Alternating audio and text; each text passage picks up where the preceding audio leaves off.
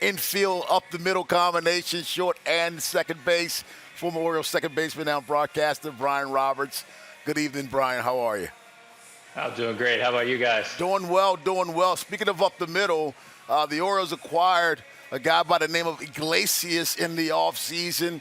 We knew what this young man could do with the glove, but he's proven to be a solid hitter and even batting in the middle of the order for the Orioles. Yeah, obviously Jose's been around for a long time, and when he came over to the United States from Cuba, he was known as a incredible defender. What he has done over the course of his career is really turn himself into a solid hitter as well.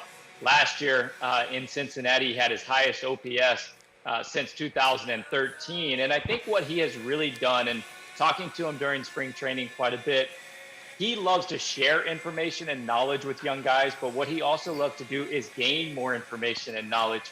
And he had an opportunity over the last few years to be around two of the best hitters of my generation, honestly, Right. in Miguel Cabrera in Detroit and then Joey Votto in Cincinnati last year.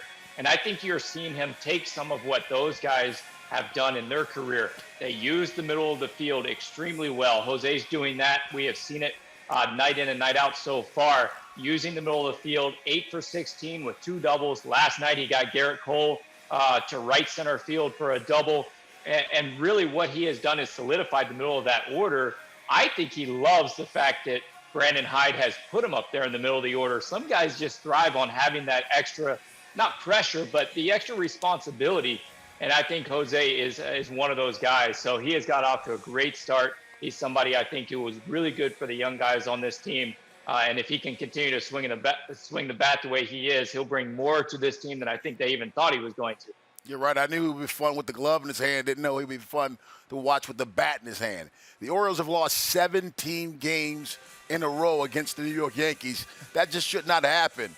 How could they finally stop losing to the Yankees, Brian Roberts? Yeah, it's hard to imagine that a team could lose that many straight games to another team, and especially 16 straight on the road for the Yankees. They've come into Baltimore and won. Last year, the biggest problem certainly was home runs allowed. 61 home runs allowed to the Yankees in just 19 games played. And then last night, 3 home runs in the first 3 innings. Wojciechowski just left a few pitches over the middle of the plate. And the Yankees, they just know what to do with those. So the biggest problem and the way to come back and try to get this ball rolling in the right direction, obviously, is to limit that offense. They have scored over 5 runs in 16 consecutive games at Oriole Park. So John Means has his hands full tonight. He's going to have to keep the ball out of the middle of the plate, obviously limit the long ball and the home run. But another problem that the Orioles have had over the last year or so has been giving extra base runners, mainly because of walks. Last night we saw Pedro Severino give up a couple with catcher's interference. You allow them to have free base runners with walks and errors and things like that, they are going to make you pay. So John Means going to have to keep the ball in the ballpark and not give up free passes, I think is the best way for the Orioles to try and get on that winning streak here against the Yankees.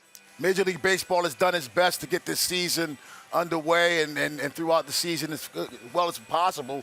Designated hitter in the National League ballparks, starting runners on second base in extra innings. Your thoughts about some of the rule changes that they've had for 2020? Yeah, Rob, I'll be honest. I like some of the rule changes. I've always kind of despised watching pitchers hit, to be honest with you. I think last year in the postseason, they were 1 for 60 in the postseason. I mean, in my opinion, they should never get in a batter's box. It's not what they're made to do. So I like the DH rule.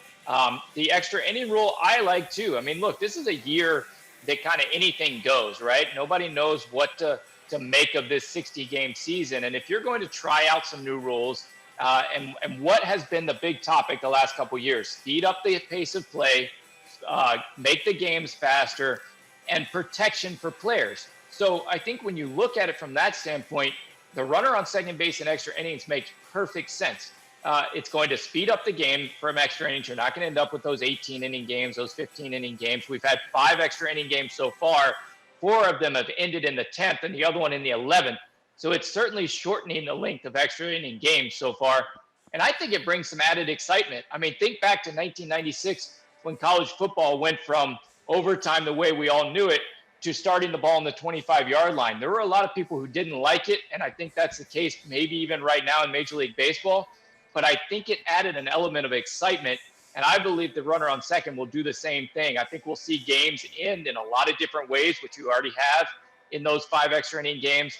And I think this is the perfect little trial sample to give it a run for Major League Baseball. I'm excited about it as well, Brian. Thanks a lot, my friend, and enjoy the game. Maybe we can stop that losing streak tonight.